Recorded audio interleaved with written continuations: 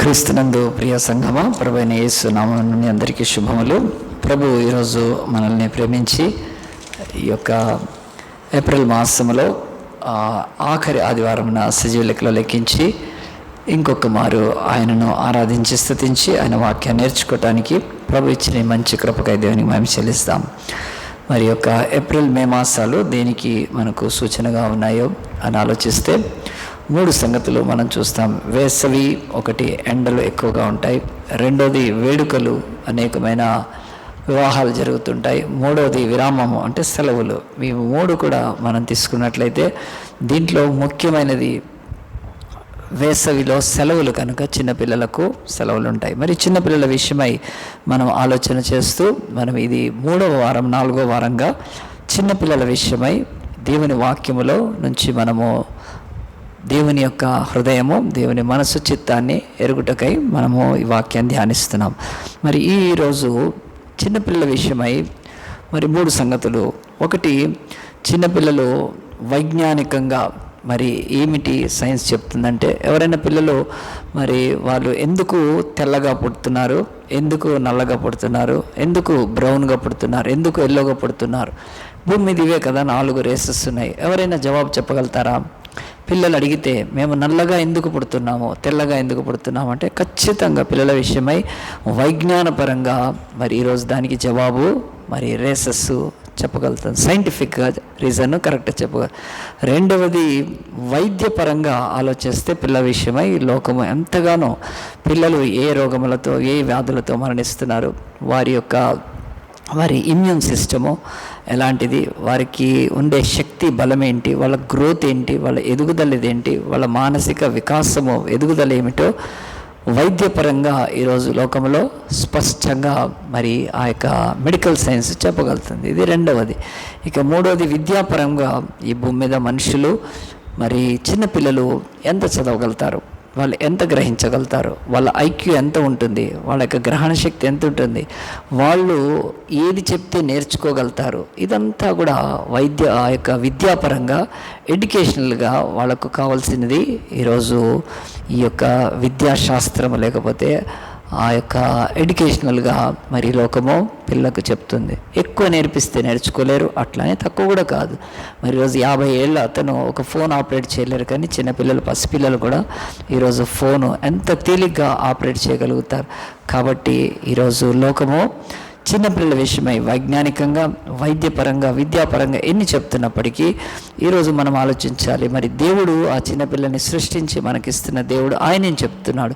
చిన్నపిల్లలు అనే మాట బైబిల్లో 2056 సార్లు 2056 టైమ్స్ ఉంది. అంటే బైబిల్లో 1189 చాప్టర్స్ ఉన్నాయంటే ఆల్మోస్ట్ వాళ్ళు బైబిల్లో 1.5 టైమ్స్ అంటే లేకపోతే ప్రతి చాప్టర్లో మరి ఈ యొక్క పిల్లల విషయమై దేవుడు ఎంఫసైజ్ చేస్తూ లేకపోతే చిన్నపిల్లల విషయమై మరి ముఖ్యమైన ఆ యొక్క ఆయన చిత్తాన్ని బయలుపరుస్తున్నాడు. మరి 2056 టైమ్స్ చిల్డ్రన్ అని ఉంటే మరి జీసస్ అనే మాట 959 టైమ్స్ ఏసు అనే మాట. కాబట్టి మనము ఈరోజు చిన్నపిల్లల విషయమై ఈ బైబిల్ పరిశుద్ధ గ్రంథము దేవుడు ఏమనుకుంటున్నాడు 3 చెప్తాను. www అని అంటే మనందరం కూడా www.com అని మనం వెబ్సైట్ ఓపెన్ చేస్తున్నప్పుడు ఈ 3 లెటర్స్ అవసరం కనుక దాని మీదనే మొదటిది W అంటే ద విల్ ఆఫ్ గాడ్, దేవుని చిత్తం ఏమైంది. మత్తయి సువార్త 18:14 యేసు ప్రభు ఇలాగ చెప్తున్నాడు. మత్తయి 18:14 ఈ చిన్నవారిలో ఏ ఒక్కడు నశించుట తండ్రి చిత్తము కాదు. అంటే what is the will of God అంటే ఏ చిన్న బిడ్డ కూడా నశించిపోకూడదు, అది దేవుని చిత్తం.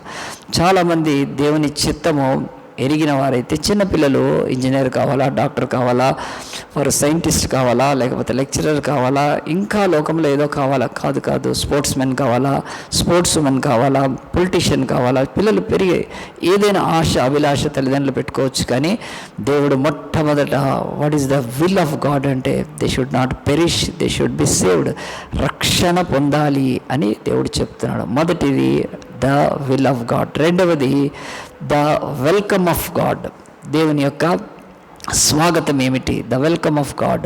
ఈ యొక్క మత్తయి సువార్త 19వ అధ్యాయము 14వ వచనములో యేసు ప్రభు ఇలాగ చెప్తున్నాడు. ఏమన్నాడంటే, ఈ చిన్న బిడ్డలను ఆటంకపరచవద్దు, వారిని నా యొద్దకు రానీయుడి. యేసు ప్రభు స్పష్టంగా చెప్తున్నాడు, మీరు ఎట్టి పరిస్థితుల్లో ఆటంకపరచవద్దు. ఈరోజు చర్చెస్కి చిన్న పిల్లలు వచ్చినప్పుడు వాళ్ళ ద్వారా అల్లరి, వాళ్ళ ద్వారా కొత్త ఇతరులకు డిస్టర్బెన్స్ కలుగుతుండొచ్చు, కానీ అది ఏనాడు జీసస్కి లేదు. యేసు ప్రభు స్పష్టంగా చెప్తున్నాడు, వారిని నా యొద్దకు రండి అంటే. యేసు ప్రభు పెద్దవారు, ఆ తర్వాత ధనవంతులు, ఘనులు, లోకములో జ్ఞానవంతులు, లోకములో మరి ఈ లోకములో అనేక రకాలైన ఆధిక్యతలు కలిగిన వాళ్ళు నా యొద్దకు రావాలని కోరుకోవడం కాదు. ఆయన చిన్న పిల్లలు, ఆయనకి ఏమి ఇవ్వలేకపోవచ్చు కదా. చిన్నపిల్లలు వస్తు రూపంగా ఏమి ఇవ్వలేరు, ధన రూపంగా ఏమి ఇవ్వలేరు, వారు ఏమి చేయలేకపోయినా కానీ యేసు ప్రభు అంటున్నాడు, వారిని నా యొద్దకు రానియండి అంటే. ఖచ్చితంగా యేసు ప్రభు చిన్నపిల్లల్ని ఆయన ఆహ్వానిస్తున్నాడు. చిన్నపిల్లలు చర్చికి రావడం, ఆరాధనలో ఉండడం ఏమాత్రం కూడా ఏ తల్లిదండ్రులు నిర్లక్ష్యమో చేయకూడదు. ఈ బైబిల్ అంతా కూడా దేవుని బిడ్డలు, మహా గొప్ప ప్రవక్తలు వాళ్ళు పిలిచినప్పుడు శిశువులను సైతం తీసుకొని వెళ్ళి దినమెల్లా ప్రార్థనలో ఉన్నారు.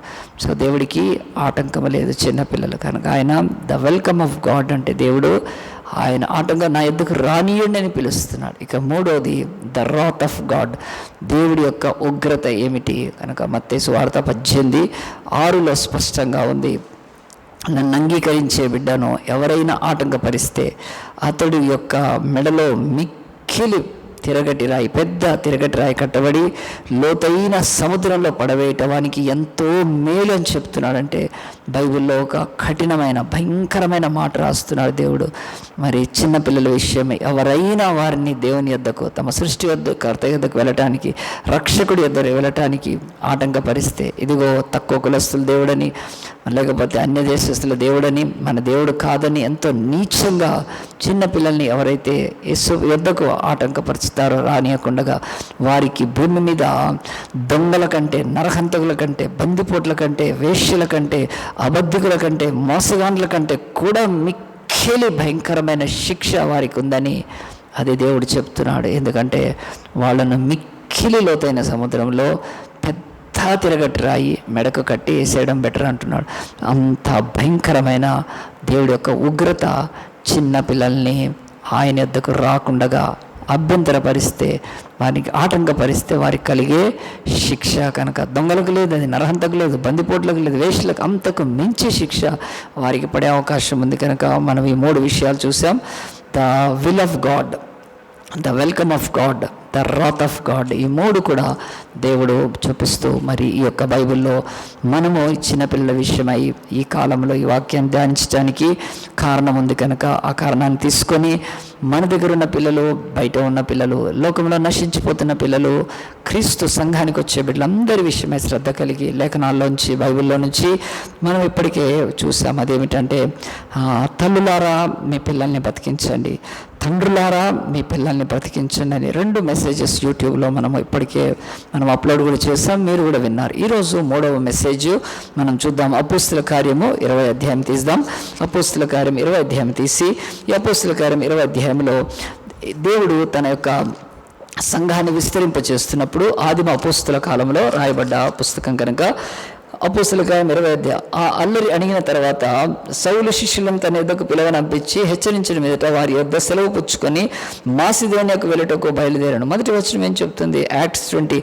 ఆ అల్లరి అణిగిన తర్వాత, ఏ అల్లరి అంటే పౌలు ఎఫెస్ అనే ఒక పట్టణంలో ఉన్నప్పుడు అక్కడ అర్తెమి దేవిని వారు ఆరాధిస్తున్నప్పుడు ఆ అర్తెమి దేవికి మరి వాళ్ళు గుడులు కట్టి వాటి విగ్రహాలను చేస్తున్నప్పుడు అక్కడ దెమేత్రి అనే ఒక కంసాలి తన యొక్క జీవితంలో ఈ యొక్క ఎఫెస్కు పౌలు వచ్చినప్పటి నుంచి అనేకులు విగ్రహారాధన మానివేసి ఆ విగ్రహాలను కొనడం మానివేసి వాళ్ళు జీవంగల దేవుని వైపు తిరిగినప్పుడు వారి వ్యాపారం తగ్గిపోతూ వారు చాలా నష్టపోతున్నప్పుడు వారు తిరగబడి ఎఫెస్ పట్టణం అంతటిలో ఒక పెద్ద అల్లరి రేపి పౌలుని అతని యొక్క శిష్యులను అక్కడున్న క్రైస్తవ సంఘం మీదకి వచ్చినప్పుడు పెద్ద అల్లరి జరిగింది. కానీ ఆ అల్లరి సద్దు మణిగిపోయిందని, ఆ అల్లరి ఇక ఎట్టి పరిస్థితుల్లో ముందు కాకుండా అర్తెమిదేవి మహాదేవి అని 2 గంటలు కేకలు వేసిన అక్కడున్న న్యాయాధిపతులు, అధికారులు వాళ్ళకు రీజన్ అనిపించలేదు. ఎందుకంటే అది వాళ్ళ యొక్క జీవితంలో ఏ తప్పు పౌలు కానీ వాళ్ళు చేయలేదని ఆ వివాదాన్ని పక్కన పెట్టేస్తారు. ఇది జరిగిన తర్వాతనే 20వ అధ్యాయంలో ఆ అల్లరి ఎఫెస్సులో ఆర్తెమి దేవిని ఆరాధించట్లేదని, వేరే దేవుళ్ళ గురించి దేవతల గురించి తను చెప్తున్నాడని, మరి అలాంటి ఒక భయంకరమైన వ్యతిరేకతను దాటి ఆ అల్లరి ముగిసిపోయిన తర్వాత పౌలు తన శిష్యులను పిలిచి హెచ్చరించకంటే ఇంకా మంచి మాట, ఆదరించి వారిని బలపరిచి అనే మాట కరెక్ట్గా ఉంది అక్కడ. వారి యొద్దను సెలవు పుచ్చుకొని మాసిదోనియాకు వెళ్ళుటకు బయలుదేరాను. పౌలు యొక్క చిన్న ప్రయాణం మనం చూద్దాం. ఆయన ఎఫెస్సులో ఉన్నాడు, దాదాపు 2 ఏళ్ళు గడిపాడు. అక్కడ గొప్ప స్వార్థను ప్రకటించి అనేకులను రక్షణలోకి నడిపించి ఆ ప్రాంతంలో గలిబిలి ఇంకెక్కువ అవుతున్నందుకు పౌలు అక్కడ ఉండడము క్షేమము కాదని, మరి పౌలు అనుచరులే కానీ అతను కూడా మరి ఎరిగిన వాడే అక్కడి నుంచి మాసిదోనియాకు వెళ్ళటకు బయలుదేరాడు. ఆ బయలుదేరినప్పుడు బైబిల్ చెప్తుంది, ఆ ప్రదేశమందు సంచరించి పెక్కు మాటలతో వారిని హెచ్చరించి గ్రీసునకు వచ్చెను అని బైబిల్ చెప్తుంది. ఆ యొక్క ఎఫెస్సులో ఉన్న శిష్యులను, దేవుని సేవలో ఉన్న వాళ్ళను దేవుడు ఎంతగానో మరి ఆ యొక్క పౌలు ద్వారా బలపరిచిన తర్వాత అక్కడి నుంచి గ్రీసుకు వచ్చాడు అని బైబిల్ చెప్తుంది. ఎఫెస్ నుంచి గ్రీసుకు వచ్చాడు. అతను వెళ్ళాల్సింది మాసిదోనియా కనుక. ఆ తర్వాత అతను అక్కడ 3 నెలలు గడిపి ఓడ ఎక్కి సిరియాకు వెళ్ళవలనని ఉండగా అతని విషయమై యూదులు కుట్ర చేయుచున్నందున మాసిదోనియా మీదుగా తిరిగి రావాలని నిశ్చయించుకున్నాను. ఇక్కడ పౌలు ఎఫెస్ నుంచి గ్రీసుకు వచ్చాడని, అక్కడ కూడా కొంతమంది మాటలతో వారిని హెచ్చరించి గ్రీసులో కూడా వారిని బలపరిచి అక్కడి నుంచి అతను అంతియోకుకు వెళ్ళాలని, లేకపోతే సిరియాకు వెళ్ళాలని, తను ఎక్కడ రక్షణ పొందాడో, లేకపోతే తను ఎక్కడ ఎక్కడ సేవలో ప్రారంభించాడో, దేవుడు ఎక్కడ పిలిచాడో అంతియోకుకు వెళ్ళాలనుకున్నప్పుడు అతడి యొక్క ప్రయాణము స్పష్టంగా ఇప్పుడు కొంత ఆటంకం కలుగుతుందని బైబిల్లో రాయబడ్డ మాటలు స్పష్టంగా ఉన్నాయి. చూడండి, ఓడ ఎక్కి సిరియాకు వెళ్ళయుండగా తన విషయమై యూదులు కుట్ర చేయుచున్నందున ఓడ సిరియాకు వెళ్ళాలి. ఏంటి 2 మాటల్లో బైబిల్ ఆనాడు ఈ యొక్క అపోస్తలుల యొక్క జీవితాలలో ఎంత ప్రమాదం పొంచి ఉండేదంటే, అతను ఓడ ఎక్కి వెళ్ళాలి. ఆ రోజు ఓడ మార్గమే కదా, లేకపోతే ఈ యొక్క మరి జలమార్గమే ఉండేది కనుక, జలమార్గం ఏరోప్లేన్స్ లేవు కనుక షార్ట్గా స్పీడ్కి వెళ్ళిపోవటానికి ఎప్పుడైతే ఈ యొక్క ఓడ ఎక్కి వెళ్ళాలనుకున్నప్పుడు యూదులకు కుట్ర చేస్తారు. ఏం చేస్తారంటే కుట్ర, యూదులు అతను ఓడ ఎక్కినప్పుడు ఆ ఓడలోనే అతన్ని వెంటాడి చంపాలని. ఇప్పుడు ఒక చోట ఎఫెస్సులో అతన్ని తరిమినప్పుడు, లేకపోతే అతన్ని మరి బాధ పెట్టినప్పుడు మాసిదోనియాకి వెళ్ళిపోవాలని, లేకపోతే గ్రీసుకు వెళ్ళిపోవాలని, అక్కడి నుంచి ఇంకో చోటికి.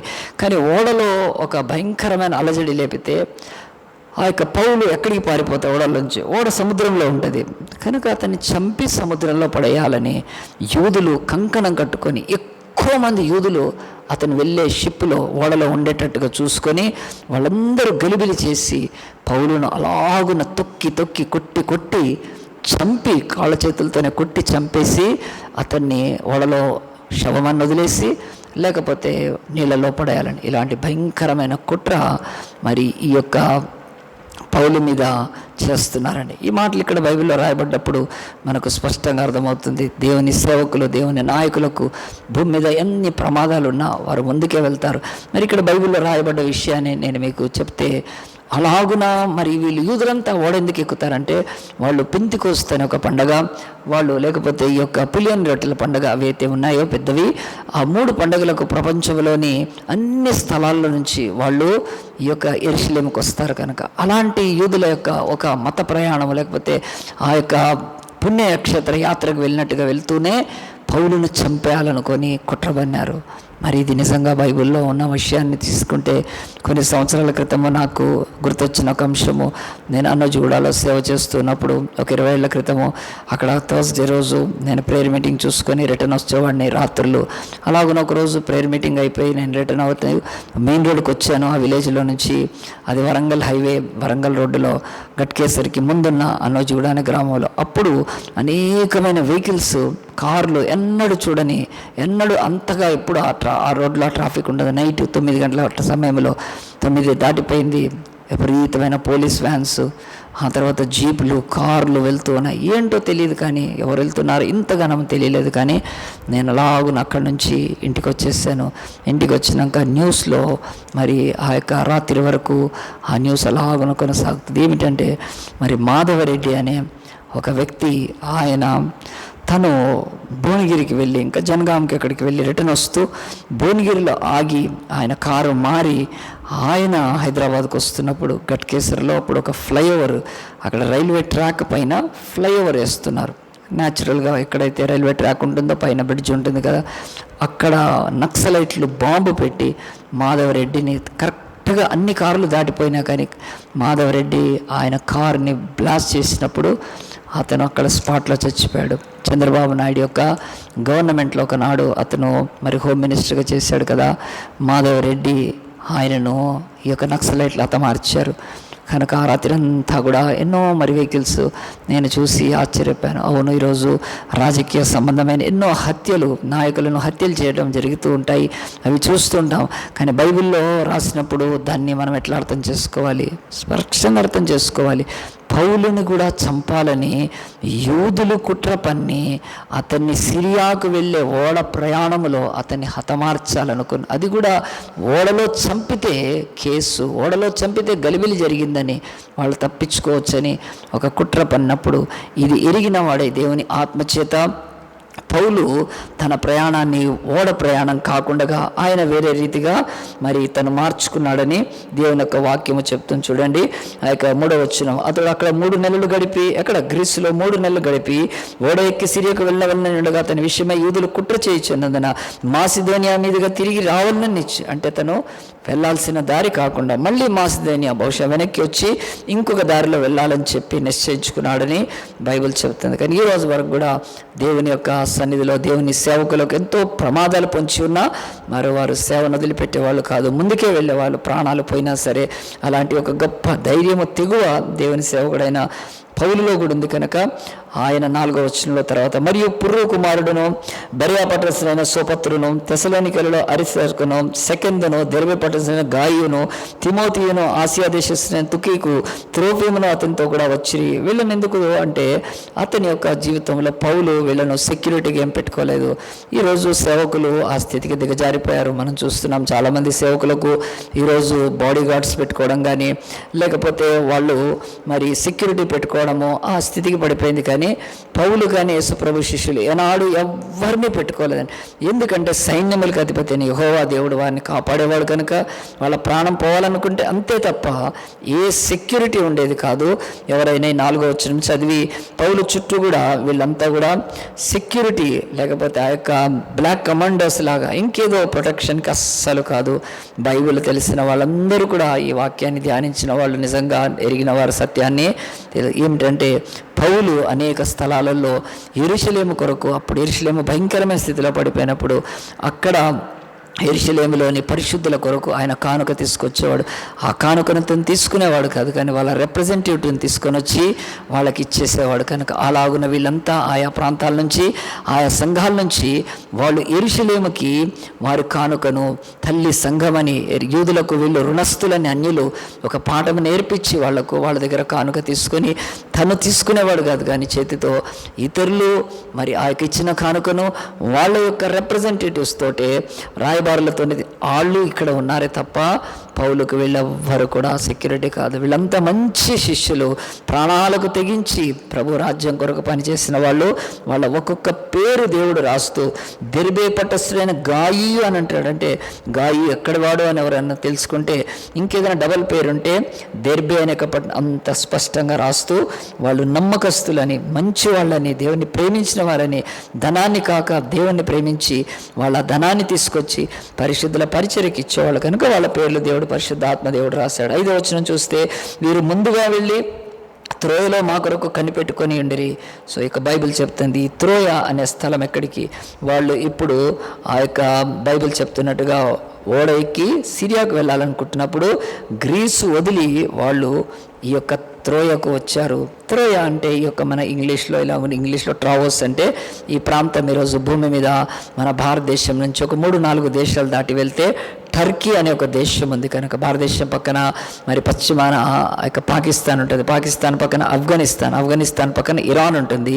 ఈ ఆఫ్ఘనిస్తాన్ ఇరాన్కు పైన టర్కీ అనే కంట్రీ ఉంటుంది కదండి. ఈరోజు టర్కీలోని ఇస్తాన్బుల్ అనేది ప్రపంచంలోనే ఒక ప్రఖ్యాతిగాంచిన ముస్లిమ్స్ యొక్క స్థలం కనుక ఆ యొక్క త్రోయ ఆ యొక్క టర్కీ సంబంధించి అక్కడికి వెళ్తున్నాడు.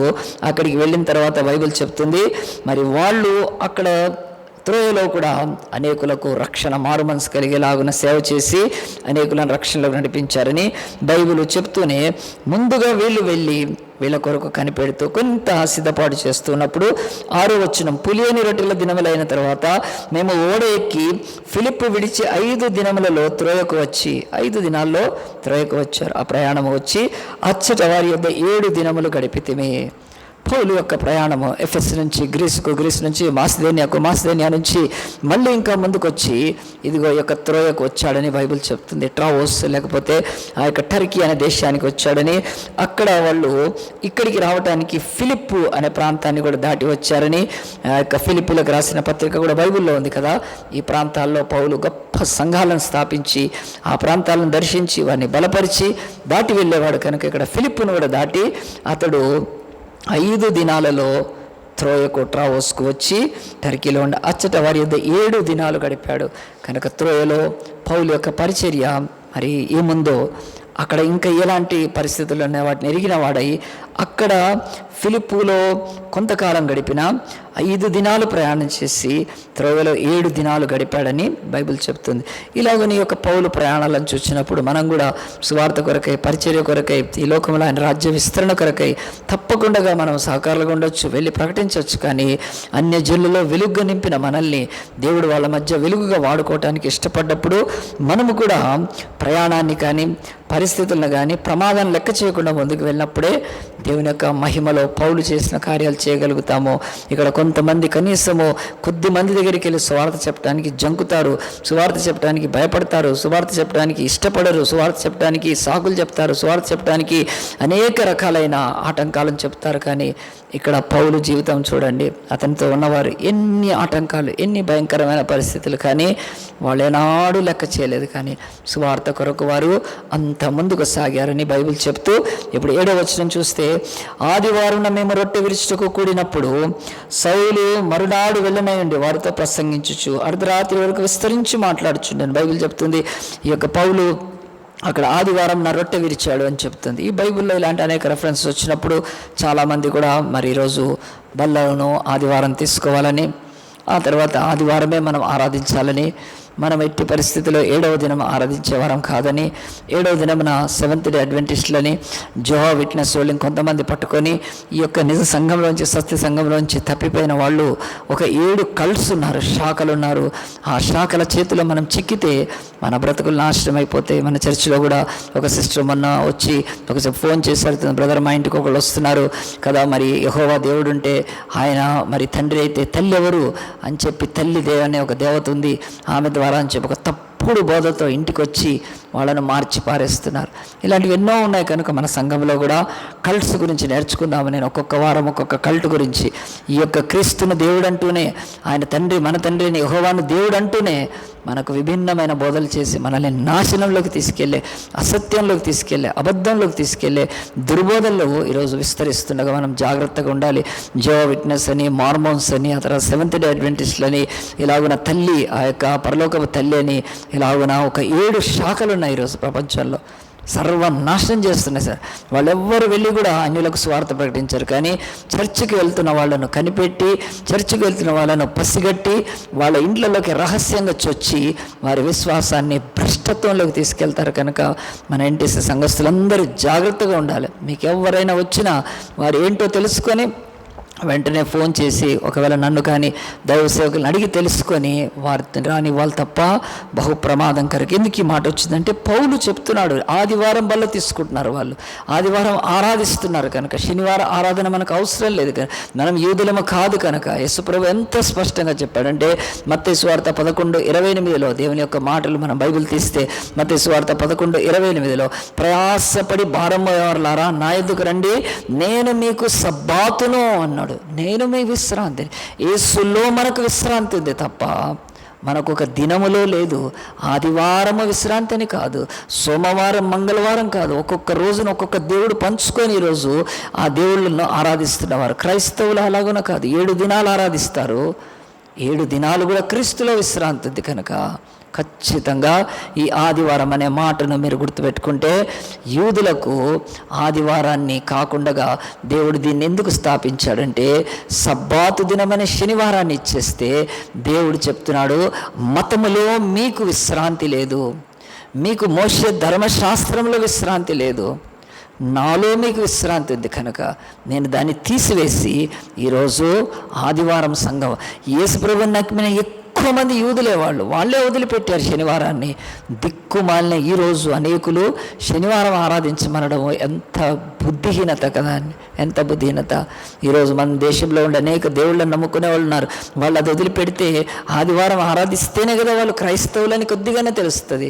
వాడిని నమ్మే అంతకుముందు వాళ్ళు ఏ దేవుడిని నమ్మారో అదే రోజు యేసుక్రీస్తుని ఆరాధిస్తే ఎట్లా తెలుస్తుంది?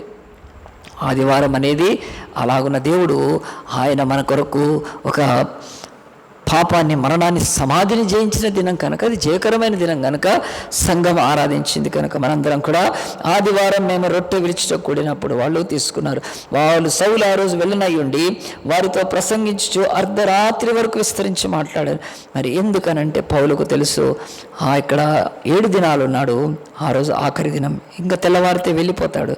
వెళ్ళిపోయే ముందు వాళ్ళకు అనేక సంగతులు చెప్తున్నాడు, వాళ్ళకు ప్రసంగిస్తున్నాడు, అర్ధరాత్రి వరకు విస్తరించి మాట్లాడుతున్నాడు. మరి యొక్క సమయం బైబిల్ చెప్తుంది, మరి ఇది అవసరమా? మరి అర్ధరాత్రి వరకు అంటే అవును. మరి ఎందుకంటే పౌలుకు తెలుసు, తనకి ఇప్పటికే అనేకమైన ప్రమాదాల అంచుల్లోకి వెళ్ళి వచ్చినవాడు. తన ప్రాణం ఎప్పుడు పోద్దో తెలియదు కనుక అతడి ప్రాణానికి ఎన్నడూ భయపడలేదు. కానీ అతడు ఒకడు భయపడ్డాడు. పౌలు తనకు సమయం పోతే రాదని, సమయాన్ని సద్వినియోగపరుచుకోమని ఆయన చేతితోటి పరిశుద్ధాత్మదేవుడు రాపిస్తే ఆ పౌలు ఒకటే చెప్తున్నాడు, నేను మళ్ళీ త్రోయకు వస్తానో రాదో నాకు తెలియదు. వీళ్ళకు చెప్పాల్సిన విషయాలు నేను చెప్పకపోతే నేను నేరస్తుడను, నా మీద దేవుడు నింద మోపుతాడు.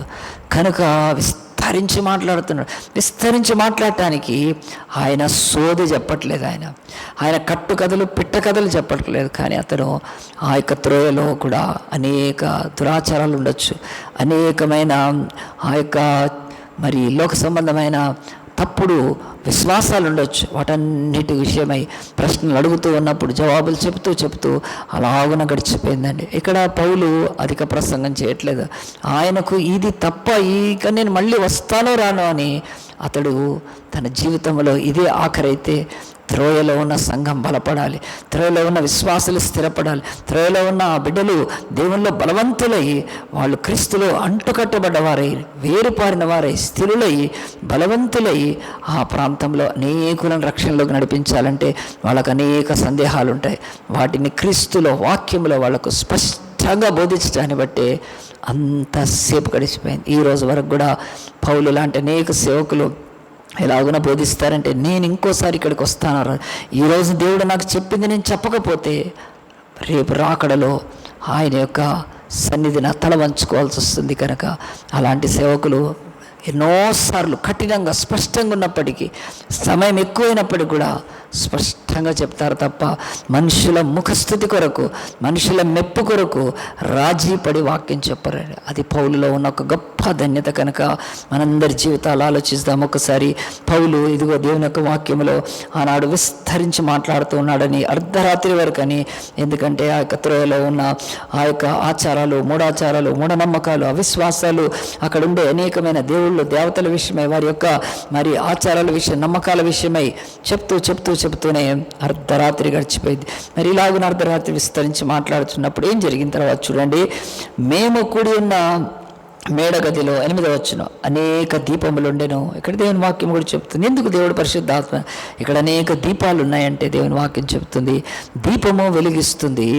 ఇక్కడ ఆ దీపాలు కృత్రిమమైన దీపాలు, అవి ఆ యొక్క భౌతిక దీపాలు. కానీ ఆ దీపాలలోంచి వెలుగు అది మనుషుల హృదయంలోకి రాదు, అది మనుషుల కంటికి కనిపించి వెళ్ళిపోతుంది. కానీ ఇక్కడ ఇంకొక దీపం ఉంది, ఆ దీపము పౌలే. ఆయన మాట్లాడుతుండగా ఆ యొక్క దీపము వెలుగు వారి హృదయాల్లోకి వెళ్తుంది. ఈ మాట ఖచ్చితంగా నమ్మండి. దేవుడు ఇక్కడ రాశాడంటే ఈ దీపాలు, ఏ దీపాలు కూడా మానవులకు ఆ యొక్క జీవాన్ని ఇవ్వలేవు కనుక ఈరోజు మనలాంటి దేశాల్లో దేవుళ్ళు గర్భగుడిలో చీకట్లో ఉంటే ఆ దేవుడికి దీపం వెలిగిస్తే తప్ప వాడికే వెలుగులేదు. ఆ దీపం వెలిగించకపోతే వాడు దేవుడో కాదో వాడికే తెలియదు, ఆ చీకట్లో ఉంటాడు. కానీ యేసు ప్రభు ఆయన నేను లోకమునకు వెలుగై ఉన్నాను అని చెప్తూ, ఆయన రెండోది మీరు లోకమునకు వెలుగై ఉన్నారు అని చెబుతూ, ఆ యొక్క చీకటి గల చోట్ల వెలుగునిచ్చేది వాక్యమే అని చెప్తూ, యేసు ప్రభు ఆది యందు వాక్యముండెను, వాక్యము దేవుని దిండును, వాక్యము దేవుడెను, ఆయనలో జీవముండెను, ఆ జీవము మనుష్యులకు వెలుగై ఉండెను.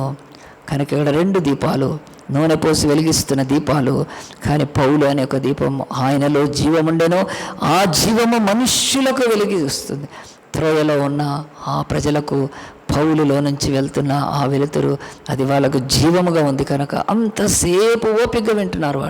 వాళ్ళు ఏమాత్రం కూడా మరి ఆ యొక్క విసుక్కోలేదు, లేకపోతే అయిపోతే బాగుండద్దని పౌలుని ఇబ్బంది పెట్టలేదు. కానీ ఆయనలో జీవం ఉండని, ఆ జీవం మనుషులకు వెలుగై ఉండనని యేసుక్రీస్తుకు చెప్పింది. ఈరోజు ప్రతి దేవుడి బిడ్డలో కూడా వెలుగు ఉంటుంది, అది లోకమునకు వెలుగై ఉండాలి.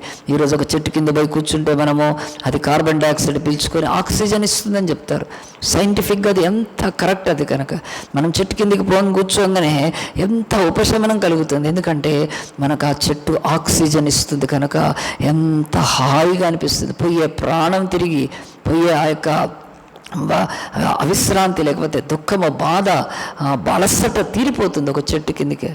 మరి ఒక దేవుడు నాటిన చెట్టులోనే అంత శక్తి ఉంటే ఆక్సిజన్ ఇచ్చేది. ఈరోజు దేవుని సేవకుల్లో, దేవుని బిడ్డల్లో కూడా మనలో జీవం ఉంటే ఆ జీవం మనుషులకు వెలుగై ఉంటుంది కనుక ఈ దీపాలన్నీ వెలుగుతున్నప్పటికీ అసలు దీపము పౌలే. ఆయన వారికి వెలుగునిస్తూ ఆ వెలుగులో నింపుతూ వారిని బలపరుస్తున్నాడు కనుక అలాగున మాట్లాడుతున్నప్పుడు 9వ వచనం ఏం జరిగిందో చూడండి. అప్పుడు ఐతుకు అని ఒక యవనస్తుడు కిటికీలో కూర్చుండి గాఢ నిద్రపోయి సౌలు చాలాసేపు ప్రసంగించుండగా నిద్రాభారం వలన జోగి 3వ అంతస్తు నుండి క్రింద పడి చనిపోయిన వాడ ఎత్తబడెను. ఇది ఒక మీటింగ్లో అపశృతి. ఎంత ఘోరము, ఎంత ప్రమాదము కదా. ఆయన మాట్లాడుతూ ఉన్నప్పుడు ఐతుకు అనే యవనస్తుడు కిటికీలో కూర్చున్నాడు. మరి అతను పడ్డాడు, చచ్చిపోయాడు. ఏదైనా మీటింగ్ జరుగుతున్నప్పుడు అక్కడ ఎవరైనా ఎలాంటి ప్రమాదం జరిగితే ఎంత విషాదకరం కదా, ఎంత భయంకరం కదా. మన ఇండియాలో కూడా జరిగింది కదా, ఇక్కడ కేరళలోనో కర్ణాటకలోనో ఒక చర్చ్ వాళ్ళు అక్కడ ప్రార్థన చేసుకుంటుంటే బాంబ్ బ్లాస్ట్ పెడితే కొంతమంది చనిపోయారు. ఇలాంటివి అక్కడక్కడ జరుగుతున్నాయి. శ్రీలంకలో ఒకరోజు ఈస్టర్, ఆ యొక్క పునరుత్థాన పండుగనే ఆ యొక్క దినం రోజు మరి ముష్కర్లు బాంబులు పెడితే ఎంతోమంది చనిపోయారు. కనుక ఎక్కడైనా ఏదైనా జరిగితే వేరు, కానీ ఆరాధనలో జరిగినప్పుడు అది ఎంత భయంకరంగా ఉంటుంది. దేవుని సన్నిధానం జరిగినప్పుడు ఎంత భయంకరంగా ఉంటుంది. ఎంతగా అనేకులు కృంగిపోతారు. ఏంటి దేవుడు కాపాడడా అని చెప్పి వ్యతిరేకించే అవకాశం ఉంది. కానీ బైబిల్ అయితే చెప్తుంది. ఇక్కడ మనం తప్పకుండా దీన్ని పక్కన పెట్టి ఒక విషయం ఆలోచిస్తాం. ఇక్కడ పౌలు మాట్లాడుతుంటే ఒక ఆయన నిద్రించాడు. పౌలు మాట్లాడుతుంటే ఐతుకు నిద్రించాడని బైబిల్ చెప్తుంది. కనుక దీన్ని సేవకులకు ఊరట కొరకు ఏం చెప్తారంటే, ఈరోజు చాలామంది సేవకులు మాట్లాడుతుంటే, సేవకులు వాక్యం చెప్తుంటే సంఘంలో మంచిగా నిద్రపోతారు. చాలామంది నిద్రపోవటానికి చర్చకు వస్తారు. నిద్రపోవటానికి రావటం అంటే నిద్ర వస్తుంది కనుక అక్కడ. అలాంటి మరి భయంకరమైన పరిస్థితుల్లో ఈరోజు ఎవరైనా చెప్పచ్చు, పౌలు ప్రసంగిస్తుండగానే వాళ్ళు నిద్రపోతే మేమెంత అని చెప్పి అనుకోవచ్చు. కానీ బైబిల్ అది చెప్తుంది. ఈ నిద్ర విషయం నేను స్పష్టంగా కొన్ని విషయాలు చెప్తాను. ఈ నిద్ర విషయం ఆలోచించినప్పుడు ఇక్కడైతే నిద్రపోయినప్పుడు ఈ యొక్క ఐతుకుని ఎవ్వరు చర్చకు వచ్చే వాళ్ళు పోల్చుకోకూడదు. ఈరోజు చర్చకు వచ్చి అనేక దిక్కుమాలిన మొహాలు ఈరోజు వచ్చి నిద్రపోతూ ఉంటారు. వాళ్ళ బ్రతుకుల్లో అతి శాపగ్రస్తమైన నిద్ర చర్చిలోకి వచ్చి నిద్రపోవడమే. ఎక్కడకంటే అన్నిటికంటే కూడా శాపగ్రస్తమైన నిద్ర చర్చిలోకి వచ్చి. ఎందుకంటే దేవుడు మాట్లాడుతున్నప్పుడు ఆత్మ చెప్పుచున్న సంగతులు చెవిగలవాడు వినుగా కానీ చెప్తున్న దేవుడు ఈరోజు బ్రతుకులో ఎక్కడ నిద్రపోయినా పర్వాలేదు, కానీ చర్చిలో నిద్రపోతే అది అతి భయంకరమైన శాపం. ఎందుకనంటే ఈరోజు ఒక్కసారి ఆలోచించండి, ఒక బస్సు డ్రైవరు అతను డ్రైవింగ్ చేస్తున్నప్పుడు నిద్రపోతే ఏం జరుగుతుంది? బస్సులో వాళ్ళంతా చచ్చిపోతారు. అలాంటిది ఈరోజు ఎవరైనా దేవుని సన్నిధిలో చర్చిలోకి వచ్చి వాళ్ళు నిద్రపోతున్నారంటే వాళ్ళకంటే కూడా శాపం లేదు. ఎందుకంటే వాళ్ళు దేవుని సన్నిధిలో మెలకువగా ఉండమని చెప్తున్నాడు దేవుడు. మీరు కదండి ఆ యొక్క తెస్సలోనికైలు రాసిన పత్రిక ప్రకారము మనము వెలుగు సంబంధులమైన, మనం చీకటి సంబంధులుగా, చీకటి వారం కాము కనుక మనం మెలకువగా ఉండాలని చెప్తున్నప్పుడు ఈ మాటలు ఎంతో మరి దేవుని యొక్క సన్నిధిలో బాధకరంగా, మరి ఐతుకు అతను చచ్చిపోతే అతని యొక్క మరణము నిద్రలో జరిగింది. ఈరోజు చర్చికి వచ్చే దిక్కుమాలిన వాళ్ళు నిద్రపోయే నిద్రకు ఏమాత్రము పొందనలేదండి. కనుక బైబిల్ చెప్తుంది, ఏంటో చూద్దాం చూడండి. ఇక్కడ బైబిల్ చెప్తుంది, అతను నిద్ర వచ్చి చనిపోయాడు. అంటే పడిపోయాడంటే ఎప్పుడు నిద్రపోయాడు? ఆయన ఇది చర్చికి వచ్చి పొద్దున పూట నిద్రపోతున్న దిక్కుమాలిన అనేకుల విషయం ఆలోచిస్తే, కాదు అతను పొద్దున కాదు, మధ్యాహ్నం కాదు, రాత్రి అర్ధరాత్రి వరకు అతను, రాత్రి అందరికీ నిద్ర వస్తుంది, రాత్రి అందరూ కూడా పండుకోవాల్సిందే, అలాంటి పండుకునే సమయంలోనే అతను పడ్డాడండి. అతడు వాక్యము వింటూ పడలేదు. అతడు లేకపోతే వాక్యము సోది చెప్తుంటే బోర్ వచ్చేసి, లేకపోతే వాక్య విషయమే అతనికి ఏమి ఆసక్తి లేకుండా ఏదో వెర్రిలాగా కూర్చొని, సోది బుర్రకథల్లాగా కూర్చొని ఏమి ఆసక్తి లేక నిద్ర వచ్చి చచ్చిపోలేదండి. బైబిల్ మనకు చెప్తుంది ఇక్కడ స్పష్టంగా. పౌలు ఆదివారం అని రాపిచ్చాడు. పౌలు వాళ్ళు రొట్టె విడిచినాకంటే ఆదివారం ఆ రోజు హాలిడే కాదు, ఆ రోజు పని దినము. ఈ త్రోయలో ఉన్న వాళ్ళ అనేకులు కష్టజీవులు పాపము దినమంతా పనిచేసి సాయంత్రము వాళ్ళు రొట్టె విరిచి ఆరాధనలో ఉన్నప్పుడు, ఆ ఆరాధన అయిపోయినాక పౌలు మాట్లాడుతుంటే వాళ్ళు ఇప్పటికే పొద్దున్న నుంచి పని చేస్తున్నారు. కానీ దేవుని యొక్క సన్నిధిలో పౌలు ఇక్కడికి వచ్చాడు, పౌలు వెళ్ళిపోతాడు. ఆయన యొక్క గొప్ప మాటలు, దేవుని మాటలు వినాలని ఆసక్తితో వాళ్ళు ఎంతో కష్టపడి శరీరం అలసిపోయి నిద్రలోకి వెళ్ళే టైంలో వాళ్ళు పాపము నిద్రను కాచారు, నిద్రను మేలుకున్నారు. వాళ్ళు జాగారం చేస్తూ వింటున్నారు పాపము, అంత కష్టపడి. కనుక ఐతుకు అనే యొక్క యవనుడు కూడా, చిన్న బిడ్డ కూడా, తను కూడా పౌలుని ప్రేమించి, దేవుణ్ణి ప్రేమించి, దేవుని సన్నిధికి వచ్చి చక్కగా వింటూ ఉన్నాడు. కనుక అతని యొక్క శరీరము పొద్దునంతా అవగాల పనిచేసి అలసిపోయి ఉంటే, ఇప్పుడు వాక్యం వినాలని ఆశపడుతుంటే ఇప్పుడు ఒక పోరాటం జరుగుతుంది. ఆత్మకు శరీరానికి పోరాటం. శరీరమేమో అలసటతో బడలికతో నిద్రలోకి వెళ్ళిపోతుంటే, ఆత్మనేమో వినాలన్న ఆ పెద్ద పోరాటంలో ఆ యొక్క శరీరము ఆత్మను వశపరుచుకున్నప్పుడే అతడు నిద్రలోకి జారి అతడు పడిపోయాడు. బైబిల్ స్పష్టంగా చెప్తుంది ఇక్కడ. ఐతుకు నిద్ర ఈరోజు చర్చిలకు వచ్చే నిద్రపోయే దిక్కుమాలిన వాళ్ళ నిద్ర కాదు. అతడు చాలా దేవుని కొరకు ఆసక్తితో విన్నాడు, చాలా పోరాడాడు. కనుక అయినా మటుకి అతని యొక్క వశము కాలేదు. కనుక అతడు కునికి జోగి నిద్రపడి చనిపోయాడు. సో బైబిల్లో ఈ మాటలు మనం తీసుకుంటే స్పష్టంగా ఈరోజు అయితే చెప్తుంది, ఐతుకు చనిపోయినప్పుడు ఈ నిద్ర విషయం ఆలోచిస్తే చాలామంది నిద్రపోతూ ఉంటారు. నేను 2019లో నల్గొండలో ఒక మంచి బైబిల్ కాలేజ్ నడిపించాం. కోవిడ్ వచ్చినాక స్టాప్ అయింది ఇంకా. కానీ అక్కడ మాత్రం ఒక 90 మంది జాయిన్ అయ్యి, దాంట్లో ఖచ్చితంగా 50 మంది దాకా వచ్చేవాళ్ళు, 50-60 మంది, దాంట్లో 45 మంది కూడా గ్రాడ్యుయేట్ అయ్యారు. దేవుని కృపను బట్టి ఒక 12 సబ్జెక్టులు చెప్తూ నేను అక్కడికి వెళ్తూ ప్రతి నెల బ్రదర్ ప్రవరం గారు, సౌజన్య సిస్టర్ గారు వాళ్ళు అక్కడ మరి ఆ యొక్క బైబిల్ కాలేజ్ని ఏర్పాటు చేసినప్పుడు మరి ఆ యొక్క మిస్సెస్ వనిత జాన్సన్ కూడా నాకు, బ్రదర్ రాజు కానీ, మన బ్రదర్ విక్టర్ కానీ నాకు బాగా హెల్ప్ చేసేవాళ్ళు వీళ్ళు. మరి అలాంటి సమయంలో నేను టీచ్ చేసే 12 సబ్జెక్టులో ఒక సబ్జెక్టు మరి అది సృష్టి గురించి. ఒకరోజు సృష్టి గురించి చెప్తున్నాను. మరి ఆ యొక్క మేము ఈ యొక్క బైబిల్ కాలేజ్ నడిపించిన జీసస్ క్రైస్ట్ చర్చ్ ముషంపల్లి రోడ్లో దాదాపుగా అన్ని చైర్స్ నడిపోయినాయి. నేను వాక్యం చెప్తున్నప్పుడు సృష్టి గురించి చాలా డీప్గా చెప్పినప్పుడు ఒక మాట చెప్పాను, ఏంటంటే సృష్టికర్త అయిన దేవుడు ఆయన జంతువులను, పశువులను అన్నిటి చేసినప్పుడు ఆయన ఆ యొక్క పశువుకి, పక్షికి తన యొక్క శ్వాసనివ్వలేదు. కానీ మరి ఆయన ఏనుగుని తీసుకొని, లేకపోతే ఇంకేమన్నా తీసుకొని ఒక్కసారి మరి ఆ యొక్క మరి ఏనుకైతే మంచి తొండం ఉంటుంది, దేవుడు తన తొండాన్ని పట్టుకొని దాని యొక్క తొండములో అని ఒక్కసారి ఊదితే మరి ఎట్లా ఉండేది అని చెప్పాను. వెంటనే అప్పుడు ఫ్రంట్ చైర్లో ఒక ఆమె కూర్చుంది. నేను ఎప్పుడైతే ఊపానో దెబ్బకు చైర్లో నుంచి కదిలిపోయి బాగానే ఒక్కసారి లేచిపోయింది. ఒక్కసారి ఆ రోజంతా నవ్వుతూనే ఉన్నారు అందరూ. ఎందుకంటే ఆమె బైబిల్ కాలేజీకి వచ్చి జాయిన్ అయింది, ఎన్నో పాఠాలు ఆసక్తిగా వింటుంది, కానీ ఆమె మెల్లగా నిద్రలోకి జోరింది. ఇప్పటికీ నేను మర్చిపోలేను, 2009లో అది ఒక పెద్ద జోకు. అందరూ 15 నిమిషాలు నవ్వారు. కనుక పాపం ఆమె కొంచెం సిగ్గుపడిపోయింది. కానీ దేవుడి వాక్యం ఫ్రంట్ చైర్లో కూర్చుంది, ఫ్రంట్ రోలో కూర్చుంది. కానీ నిద్ర కనుక అది దేవుని యొక్క సన్నిధిలో భయంకరమైన విషయం కనుక ఇక్కడ బైబిల్ చెప్తుంది, బ్రతుకుల్లో మనము దేవుని సన్నిధికి వెళ్తే సిద్ధపడి వెళ్ళాలి, మనము కనిపెట్టడానికి వెళ్ళాలి.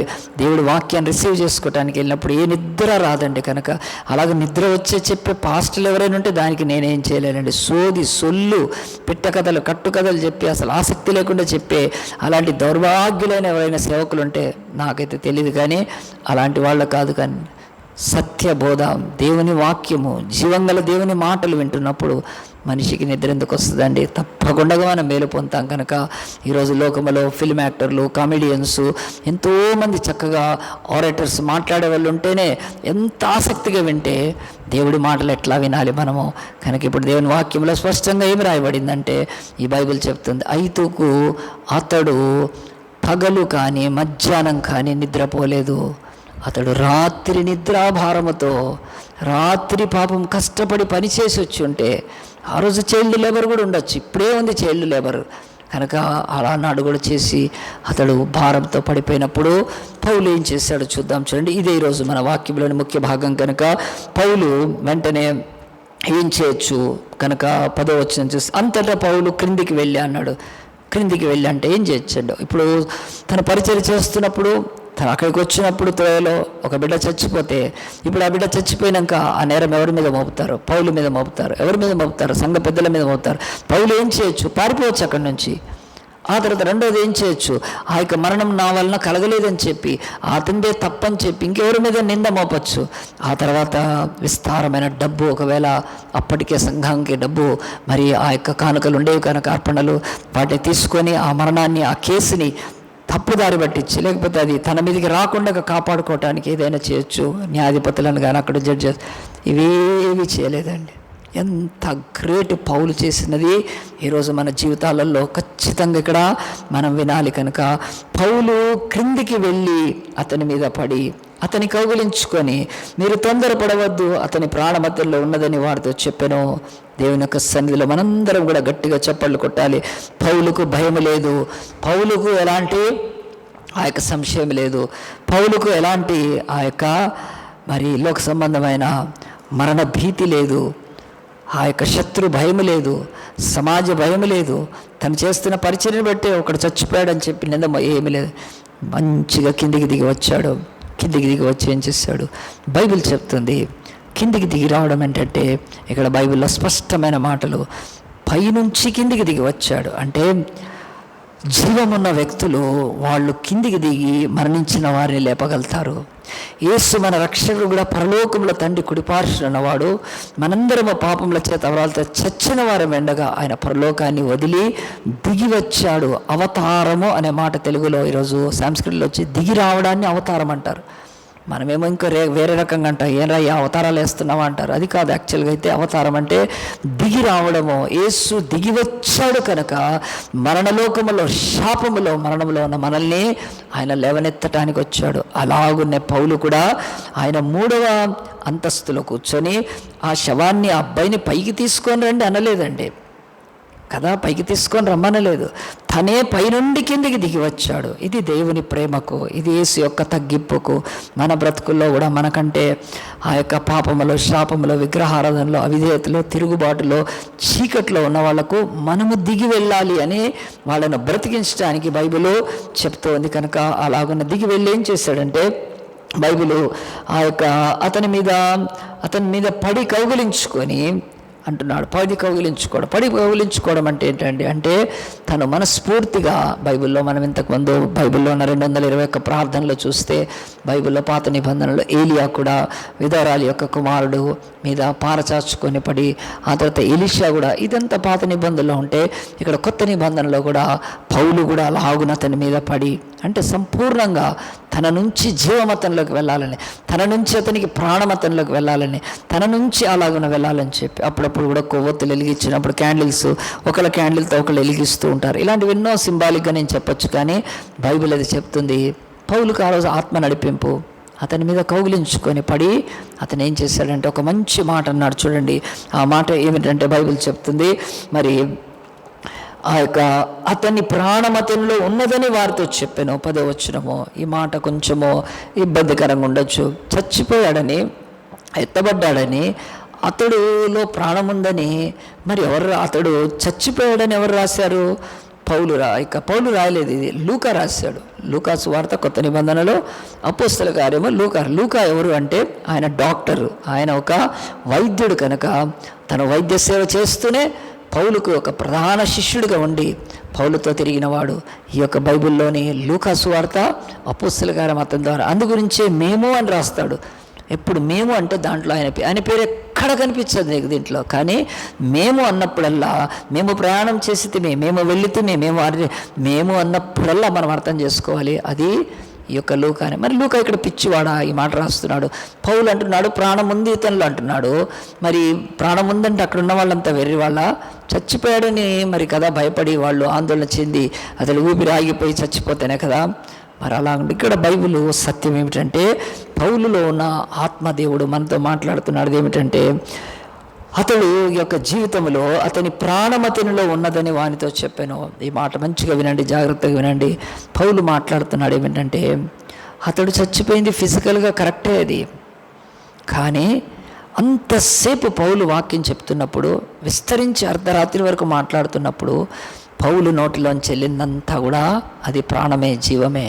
దీని గురించి బైబిల్లో మనకి సువార్త 6:66 ఉంటుంది కదా, ఆయన మాటలు ఆత్మయు జీవమై ఉన్నాయి కనుక చచ్చిపోయినాడు అనుకుంటున్నారు, కానీ వాక్యం అతనిలో ఉంది. ఆ వాక్యం ఇంకా అది లోపడే ఉంది, అది పోలేదు. అంటే పౌలు ఈ యొక్క అబ్బాయిని కూడా చూస్తుంటాడు, ఇతన్ని ఐతోకును వాక్యం చెప్తున్నప్పుడు చాలామంది ఎట్లా వింటారో సేవకులకు అర్థమైపోద్దండి. వాళ్ళు వినే ముఖము, వాళ్ళ ముఖ కవళికలు, లేకపోతే వాళ్ళ కౌంటెనెన్సు, వాళ్ళ యొక్క హావభావాలతో తెలుస్తుంది అసలు ఈ మొహాలు వాక్యం వింటున్నాయా లేదా. ఉట్టిగా కూర్చొని ఉంటారు అట్లా, తప్ప ఏది కూడా ఎక్కదు కనుక. కానీ కొంతమంది మాత్రమో వాళ్ళలోకి వాక్యము వెళ్తుంది అని, అది పనిచేస్తుంది అని, అది కార్యం జరిగిస్తుంది అని ఖచ్చితంగా బైబిల్ చెప్తుంది. బైబిల్లో ఇలాంటి అనేక అద్భుతాలు మనం చూస్తాం కనుక, వాళ్ళ విశ్వాసం ఉందని తెలిసినప్పుడు యేసుప్రభువు కూడా అద్భుతాలు చేశాడు, పౌలు కూడా, అపోస్తలులు కూడా చేశారు. కనుక ఇక్కడ ప్రాణం అంటే మీరు అనుకున్నట్టు ఫిజికల్ లైఫ్ కాదు, దానికి మించి ఆది యందు వాక్యం ఉండెను, వాక్యము జీవమైంది. యేసులో ఉన్న ఆ వాక్యమైన జీవము ప్రాణం ఇతనిలో నిలిచిందని కనుక పౌలు స్పష్టంగా నమ్మాడు. అతని ప్రాణమతులు అంటే వాక్యం ఇంకా అది లోపల ఉంది కనుక దాన్ని బట్టి అతని ప్రాణం పోలేదని కనుక ఈరోజు మనం దీన్ని బట్టి ఏం తెలుసుకోవచ్చండి. ఈరోజు సంఘానికి వచ్చి ఎవరైనా సరే వాళ్ళలో వాక్యం లేకపోతే వాళ్ళు సచ్చిన వాళ్ళేనండి. ఈరోజు డెడ్ క్రిస్టియన్స్ ఎక్కువ మంది అయిపోయారు ఈరోజు భూమి మీద. అంతా కూడా ఆచారాలతో, పండగలతో, ఈ లోకానుసారమైన పోకడలతో నిండిపోయారు, కానీ వాక్యం ఏమీ లేదు కనుక ఎంతోమందికి ఈరోజు జాన్ 3:16 యోహాను 3:16 ప్రపంచంలో ఎక్కువ భాషల్లో ప్రింట్ అయింది. మానవులు చెప్పగలిగిన ఒక మాట భూమి మీద, ఒక వచనం ఇదే, దేవుడు లోకమును ఎంతో ప్రేమించాను కదా, దానికి మించిన వాక్యం లేదు. బైబిల్ అన్నిట్లలో ట్రాన్స్లేట్ కాలేదు, పూర్తి బైబిల్ కాలేదండి, ఇంకెన్నో వాటిలలో పెండింగ్ ఉంది. న్యూ టెస్టిమెంట్ అయితే ఓల్డ్ టెస్టిమెంట్ కాలేదు, న్యూ టెస్టిమెంట్ కూడా కాకపోయినా జాన్ 3:16 యోహాను కనుక ఒక చిన్న వాక్యం ఈరోజు ఎంతోమందిలో లేకుండా ఉందంటే, ఒక్క వాక్యం కంటది. ఎంతోమంది మన చర్చి గురించి ప్రార్థన చేస్తున్నప్పుడు నేను వారి ప్రార్థన వింటాను, చాలా బాధ అనిపిస్తుంది. డ్రై ప్రేయర్ కనుక, ఏ ఎండిపోయిన ప్రార్థన, వాక్యమే ఉండదు. మనుషుల మాటలు, మానవుల యొక్క జ్ఞానము, అంతకు తప్ప ఏమీ ఉండదండి. ఎప్పుడైతే వాక్యం మనలో ఉంటుందో మన ప్రాణము పోనట్టే అండి. కనుక ఎవరిలో వాక్యం లేదో వాళ్ళ ప్రాణం ఉన్నట్టే కాదు. కనుక ఐతుకు చచ్చిపోయిన తర్వాత కూడా బైబిల్ చెప్తుంది అతనిలో ప్రాణం ఉందని పౌలు చెప్తున్నాడంటే అది వాక్యమే. అంత శ్రద్ధగా విన్నాడు, అంత భక్తిగా విన్నాడు, అంత వాక్యాన్ని అంగీకరించాడు, అంత వాక్యం అతనిలో ఉంది. కనుక సడన్గా జరిగిన దీన్ని దేవుడు తన మహిమ కొరకై మార్చేసుకున్నాడు. చూడండి, ఉన్నదని వారితో చెప్పాను అని ఎంత మంచి మాట. అతడు పౌలు క్రిందికి వెళ్ళదని కౌగిలించుకొని, మీరు తొందరపడకూడదు, అతని ప్రాణమతులున్నదని వారితో చెప్పాను. అతడు మరలా పైకి వచ్చి రొట్టె విరిచి పుచ్చుకొని తెల్లవారు వరకు విస్తారంగా సంపాదించి బయలుదేరాను.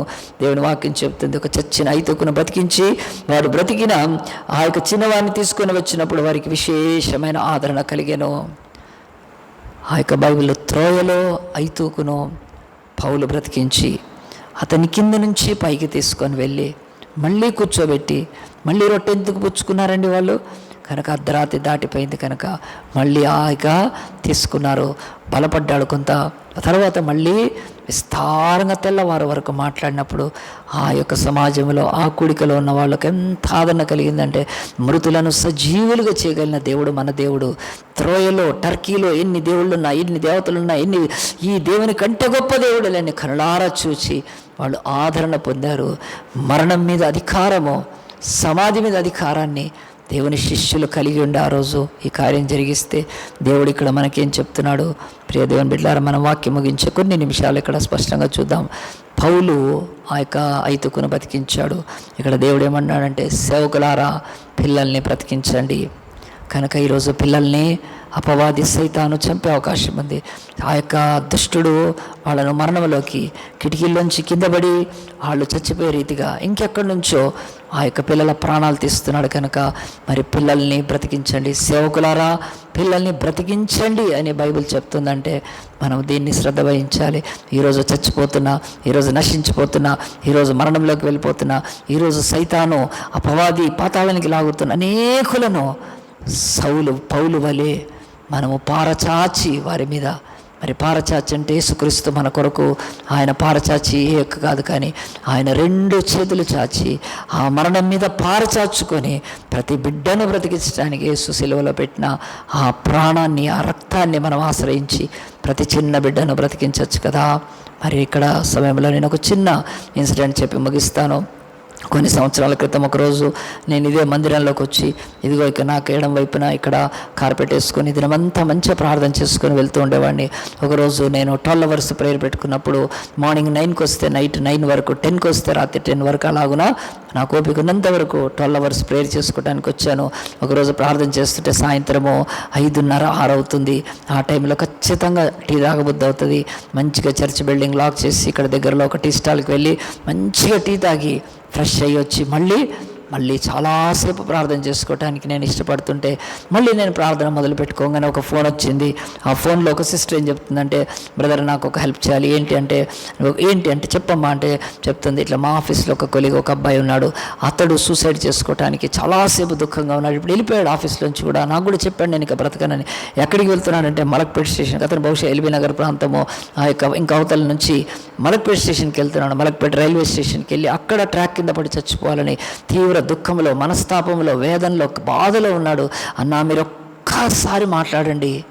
నేనెంతో స్వార్థప్పుడు చెప్పాను, కానీ నిరాశలో ఉన్నాడు అని చెప్పినప్పుడు నేను అనుకున్నాను, నేను ప్రార్థన చేసుకునే రోజు ఇది ఏంటి డిస్టర్బెన్స్? ఈ డిస్టర్బెన్స్ నేను రేపు అందామనుకున్నాను, కానీ నాకు కలగలేదండి. నాకు సూసైడ్ అనగానే నా జీవితమే జ్ఞాపకం వచ్చింది. సరే అని చెప్పి నేను పంపియమ్మా నా ఫోన్ నెంబర్ ఇస్తే ఆ అబ్బాయి ఇక్కడికి వచ్చి ఫోన్ చేస్తే నేను బయటికి వెళ్ళి తీసుకొచ్చి కూర్చోబెట్టాను. అతడు చాలాసేపు కూర్చున్నాక మాట్లాడుతూ ఉన్నాను. ఇక అనేక సంగతులను, ఎందుకు చనిపోవాలనుకున్నా, ఏం చేయాలనుకున్నా, అతని జీవితంలో ఎన్నో పంచుకున్నాడు. 1.5 hour అతనితో మాట్లాడినాక అతని సందేహాలు, దేవుళ్ళు, దేవతలు ఇవన్నీ వచ్చాయి, ర్యాండమ్గా అన్నీ వచ్చినాయి. దేవుని కృపను బట్టి ఎన్నో జవాబులు చెప్పాను. కానీ చివరికి అతన్ని అడిగాను, నువ్వు సూసైడ్ చేసుకుంటే మీ అమ్మ ఏమవుతుంది, మీ నాన్న ఏమవుతారు, వాళ్ళు ఎంత బాధ కదా అని చెప్తున్నప్పుడు అతని యొక్క హృదయంలో మార్పు కలిగిందండి. కొంత అతను ఆ దాంట్లోంచి, ఆ చీకట్లోంచి బయటికి రావడం మొదలుపెట్టాడు. తర్వాత ఇక అతను పూర్తిగా దాంట్లోంచి బయటకు వచ్చినట్టు అనిపించింది. ఇక అతడు నువ్వేమన్నా తిన్నావా అని అడిగాను. అంటే ఏమీ తినలేదు నేను, ఎందుకంటే సూసైడ్ చేసుకోవడానికి వెళ్తున్నా, ఏమీ తిండి ఉంటుంది అని చెప్పి, నేను ఏమొద్దన్నాడు. సరే ఇంకెళ్ళిపోతున్నాడని చెప్పి బయటికి తీసుకెళ్ళాను.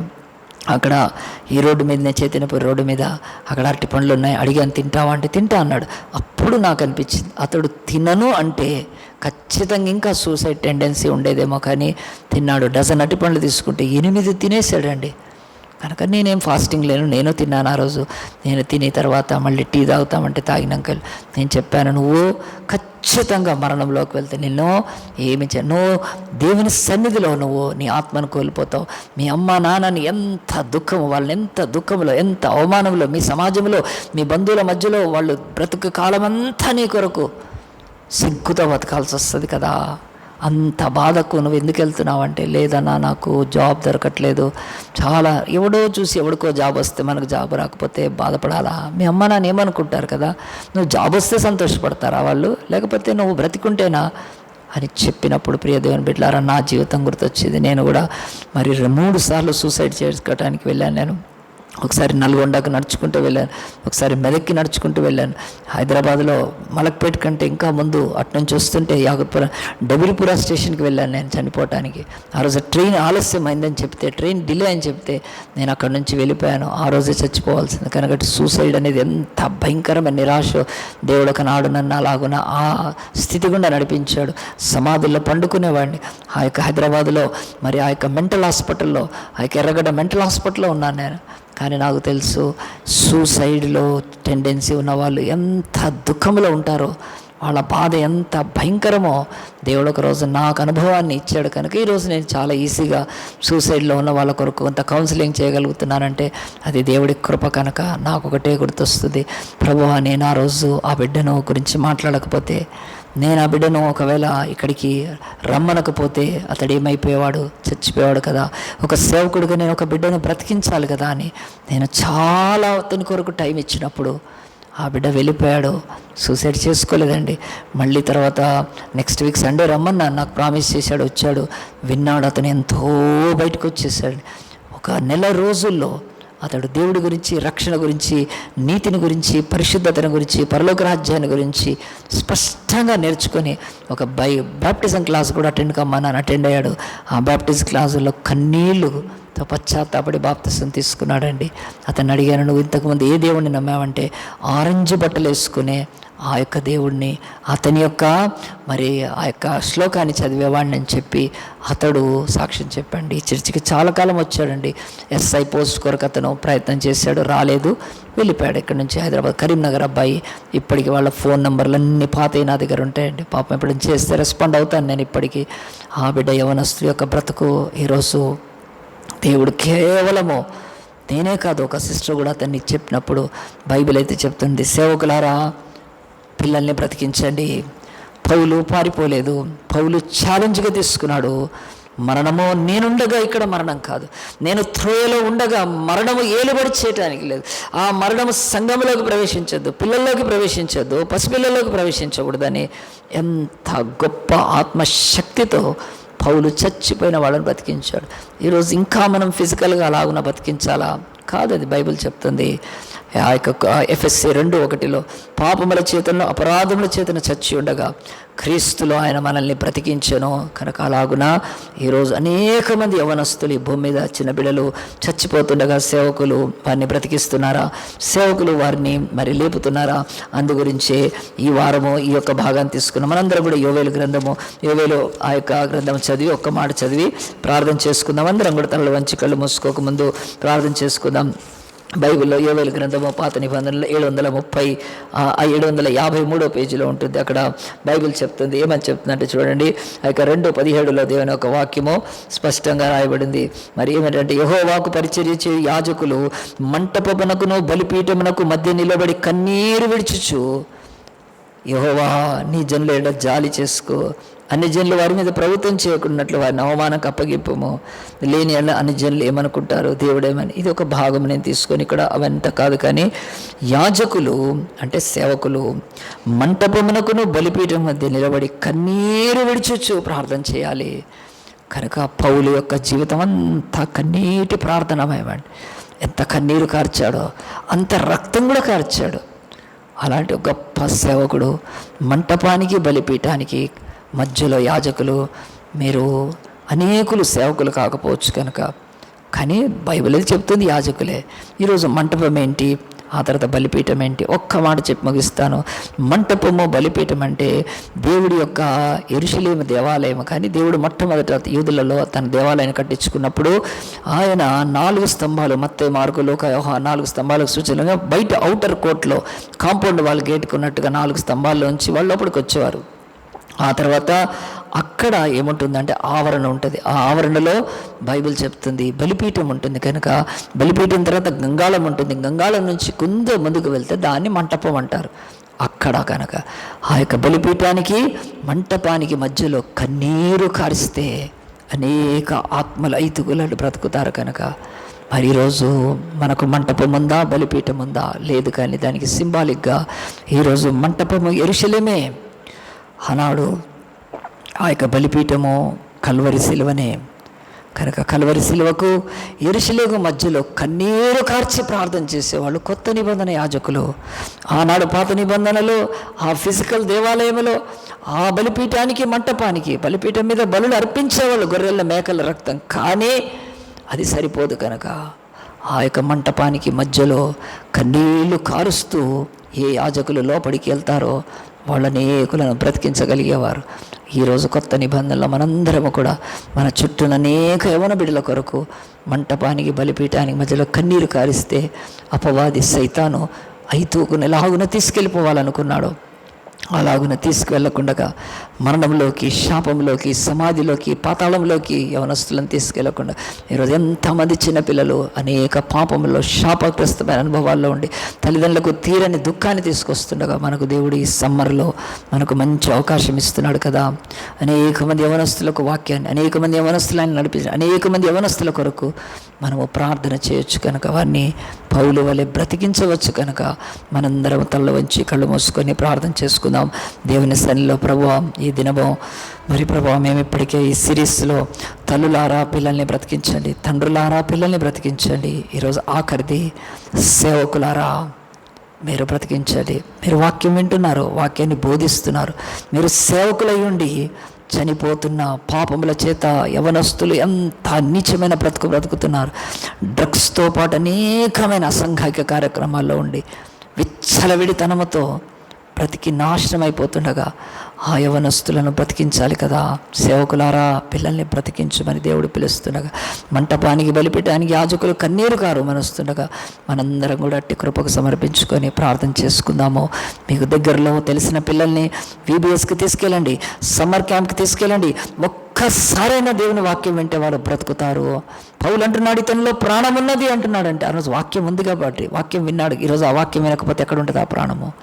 కనుక మనందరము కూడా అనేక మంది యవనస్తుల కొరకు, చిన్నపిల్లల కొరకు ఈ సమ్మర్లో మనం అడుగు ముందుకు వేసి సేవకులారా పిల్లల్ని బ్రతికించండి. లేకపోతే దాని నేరం మన మీద ఉంటుంది. కనుక వారికి కావలసినది ఎక్కడో ఒక దగ్గర ఒక పని చేస్తే చిన్న VBSకి సమ్మర్ క్యాంప్కి తీసుకెళ్తే పిల్లలు బ్రతుకుతారు కదా. అటు కార్యాన్ని చేద్దాము, ప్రార్థన చేసుకుందాం. జీవంగల దేవా, పరిశుద్ధుడా, మహోన్నతుడా, మరి ఒక్కసారి ప్రభా ఈ దినం మమ్మల్ని ప్రేమించి ప్రభా ఇదిగో యొక్క ప్రభా చిన్న బిడ్డలు ప్రభా నా తండ్రి అయ్యా, మరి ప్రభా నా తండ్రి అయ్యా వారి యొక్క విలువ పెద్దవారికి ఎంత ఉందో అంతే ఉంది నాయన. ఎందుకంటే ఈ చిన్నవాళ్ళు ఏ ఒక్కడు నశించిన తండ్రి చిత్తము కాదంటున్నావు కనుక యేసయ్యా నువ్వు చిన్న కొరకు ప్రాణం పెట్టావు, చిన్నపిల్ల కొరకు సిలువెక్కావు, చిన్నపిల్ల కొరకు రక్తం కార్చావు కనుక ప్రభా అయ్యా ఐదుకు చనిపోతే పౌలు వెళ్ళిపోలేదు, చచ్చిపోయాడు, పాత పెట్టండి లేదు, కానీ అతన్ని బ్రతికించాడు కనుక మేము సేవకులము నాయన తండ్రి. అయ్యా ఫుల్ టైం మినిస్ట్రీలో ఉన్న మనం కాక ఈ సంఘంలో ఉన్న ప్రతి వాళ్ళు కూడా వాళ్ళు యాజకులైన సేవకులే కనుక, రాజులైన యాజకులే కనుక ప్రభు వారి ఆఫీస్లో, వారి కాలేజీలో, వారి ఇంటి దగ్గర, వారి పొరుగు వారిలో, వారి యొక్క బంధువుల్లో, వారి యొక్క నైబర్హుడ్లో వాళ్ళే యాజకులు ప్రభా, సేవకులు. వారి ద్వారా నువ్వు ఏ బిడ్డనైనా బ్రతికిస్తే పరలోకంలో ఒక ఆత్మరక్షణ వద్ద ఎంత సంతోషం కనుక మా సంఘాన్ని కట్టి పరిచయలు అనుగ్రహిస్తూ ఈ వాక్యాన్ని విన్న వారి హృదయంలో నారు కట్టి నీరుపోసి ఫలింప చేయమని, సేవకులు మంటపానికి బలిపీఠానికి మధ్యలో కన్నీరు కారవకపోతే లోకము మరణములోకి వెళ్ళిపోతుంది కనుక ప్రభువా మేమట్టి బాధ్యత కలిగిన వారమే ముందుకు సాగుట కృప దయచేయమని మా ప్రియ రక్షకుడు చిన్నపిల్లల కొరకు ప్రాణం పెట్టిన మా ప్రియ రక్షకుడు అయిన యేసు నామాన్ని బట్టి ప్రార్థించి అడిగి వేడుకుంటున్నాము తండ్రి. ఆమేన్, ఆమేన్, ఆమేన్.